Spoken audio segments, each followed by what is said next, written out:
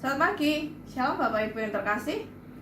Bapak Ibu, hari ini kita berada di hari ke-7, di mana kita akan belajar mengenai karunia-karunia roh. Bapak Ibu dapat membaca dalam 1 Korintus 12. Di situ dijelaskan tentang rupa-rupa karunia dan bagaimana karunia roh itu bekerja. Sebelumnya kita harus mengerti terlebih dulu apa itu karunia.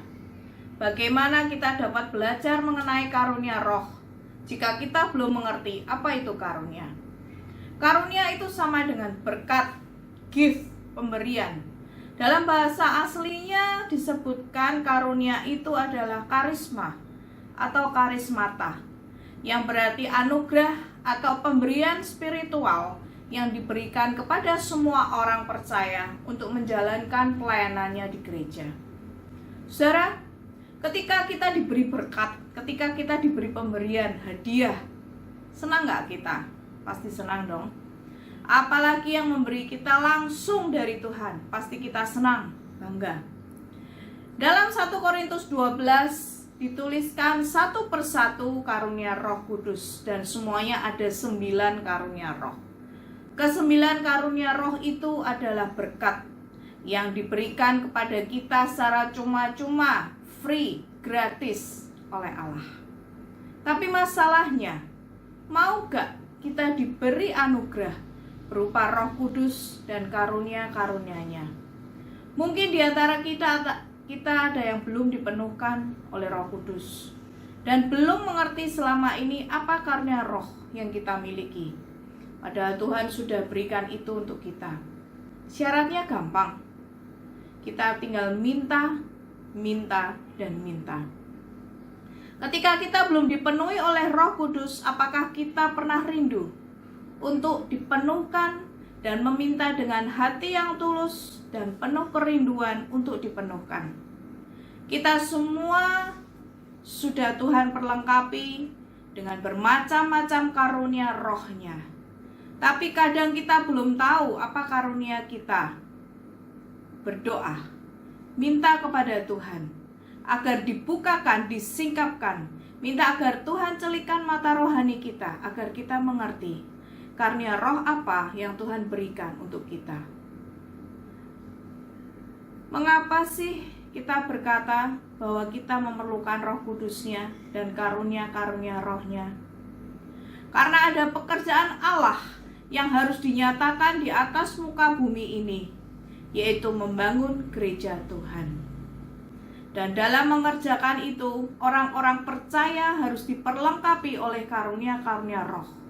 Gereja Tuhan bukan dalam arti fisik bangunan gedung, tapi gereja dalam arti kumpulan orang-orang percaya. Karena dengan kekuatan sendiri kita tidak akan dapat melakukan pekerjaan pelayanan yang Allah suruh kita kerjakan. Dalam 1 Korintus 14 ayat yang ke-12b dengan jelas mengatakan, tetapi lebih daripada itu, hendaklah kamu berusaha mempergunakannya untuk membangun jemaat. Rasul Paulus dengan jelas memerintahkan kepada setiap orang percaya yang sudah penuh dengan Roh Kudus untuk mengejar karunia-karunia roh dengan berdoa, memintanya langsung kepada Tuhan. Kita mengenal ada 5 karunia pelayanan Kristus. Dalam Efesus 4 ayat 11 disebutkan. Dan itu berbeda dengan 9 karunia roh. Karunia pelayanan tidak dapat diperoleh dengan cara kita berdoa. Karena tidak semua orang mendapatkannya. Hanya orang yang terpanggil saja. Tetapi 9 karunia roh diperuntukkan bagi setiap orang percaya yang sudah dipenuhkan oleh Roh Kudus. Jadi kalau begitu, apakah orang yang belum dipenuhkan oleh Roh Kudus dapat memperoleh karunia roh?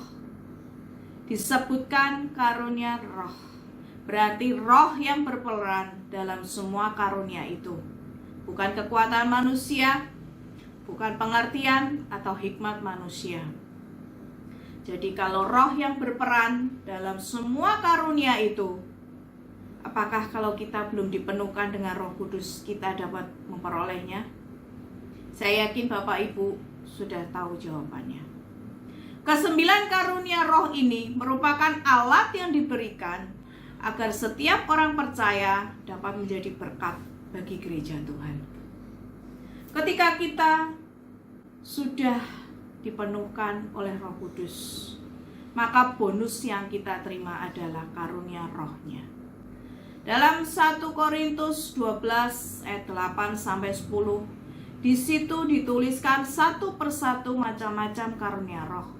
Saya tidak akan menyebutkan satu persatu, tapi Bapak Ibu bisa membacanya sendiri di sana. Antara lain ada karunia berkata-kata dalam bahasa roh, ada karunia iman, ada karunia penyembuhan, ada karunia perkataan hikmat. Karunia roh diberikan langsung oleh Bapa, dan karunia itu terbagi menjadi 3 bagian, yaitu 3 bagian yang pertama itu karunia petunjuk atau pewahyuan. 3 bagian yang kedua yaitu karunia kuasa, dan 3 bagian yang terakhir adalah karunia perkataan. Masing-masing kita orang percaya mendapatkan karunia yang berbeda-beda, dan jarang sekali satu orang mempunyai semua karunia itu. Karena apa? Karena gereja Tuhan di mana kita ada di dalamnya harus saling melengkapi satu sama lain sebagai satu tubuh. Siapapun kita, sebagai apapun kita, dan karunia apapun yang kita miliki, bukan untuk bermegah di dalam pelayanan kita. Tuhan memberikan kita karunia roh itu untuk mengerjakan apa yang harus kita kerjakan sebagai orang percaya, sebagai murid Kristus. Apa yang harus kita kerjakan? Jika sekiranya Tuhan memberikan karunia perkataan hikmat, hendaklah gunakan itu dalam menasihati sesama kita, karena pengetahuan kita saja tidak cukup. Tetap dibutuhkan hikmat Tuhan untuk berkata-kata, agar perkataan kita dapat menyatakan suatu kuasa yang Allah hendak sampaikan. Perkataan hikmat, hendaklah gunakan itu untuk membangun teman seiman. Bahkan gunakan perkataan hikmatmu untuk memenangkan jiwa bagi Kristus. Jika Tuhan memberikan engkau karunia kesembuhan, maka pergunakanlah itu untuk melayani sesama. Tidak kita gunakan demi kepentingan kita pribadi. Allah dapat memakai segala cara untuk menyatakan kesembuhannya. Jika Tuhan memberikan engkau karunia iman, maka dengan perantara Roh Kudus, Ia yang akan menyatakan kepadamu apa yang harus engkau perbuat. Karunia roh tidak hanya dilakukan dan dikerjakan dalam lingkungan gereja saja. Pekerjaan Kristus harus dinyatakan di seluruh muka bumi. Jadi kita harus bekerja seperti yang Tuhan katakan.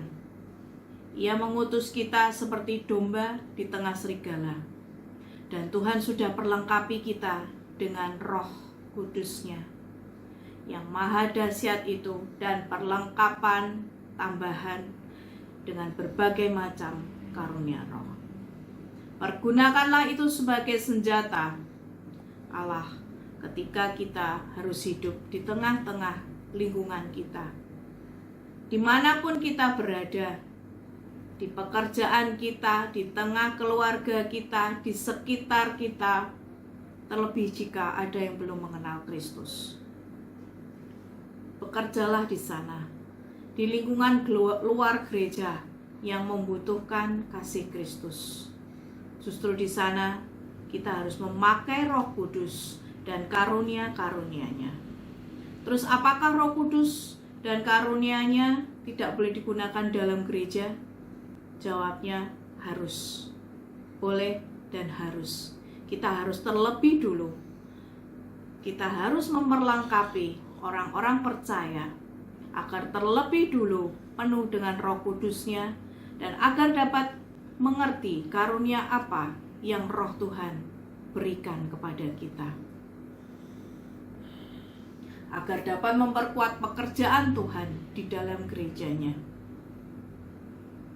Agar kita terlebih dulu bekerja di dalam untuk bekerja di luar sana. Janganlah bermegah-megah hanya di dalam gereja saja, tapi ketika di tempat kita sesungguhnya berada, kita malah menjadi batu sandungan.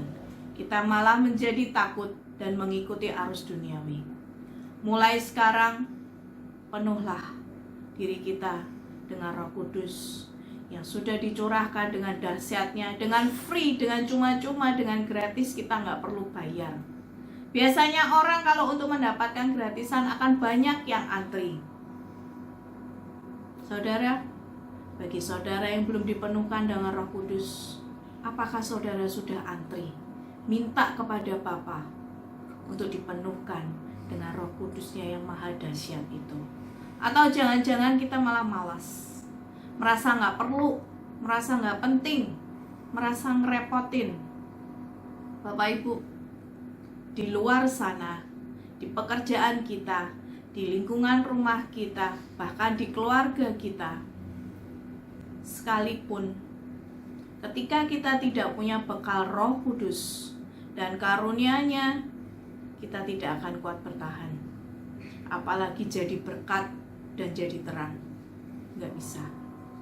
Kita itu manusia yang lemah, bahkan dikatakan untuk berdoa saja kita nggak mampu. Gimana kita mau bermegah atas diri kita sendiri tanpa kekuatan Roh Kudus dan bantuan karunia-karunia-Nya? Mari, setelah selesai mendengarkan renungan ini, masuklah ke kamar.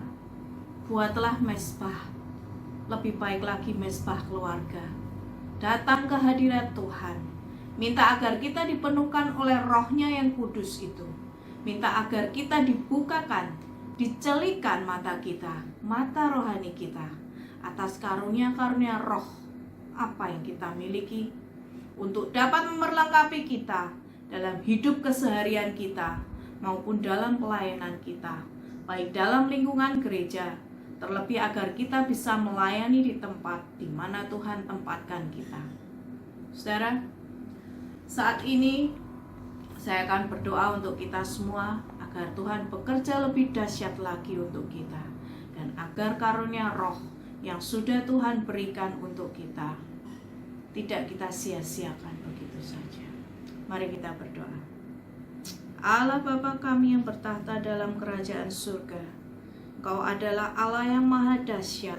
Engkau adalah Allah yang penuh kasih, sehingga Engkau mencurahkan Roh Kudus-Mu itu untuk kami semua, untuk kami miliki, untuk kami penuhkan dengan Roh-Mu.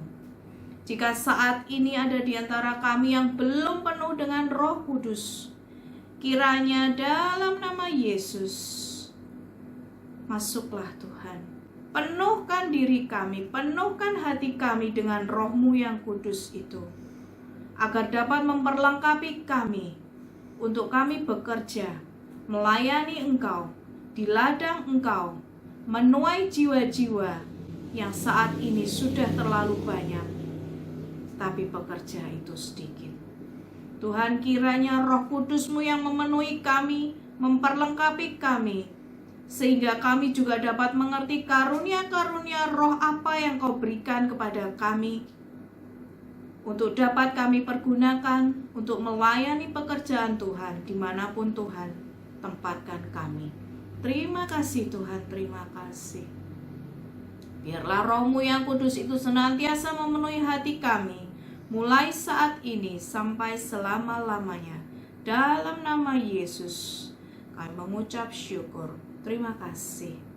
Haleluya. Tuhan memberkati.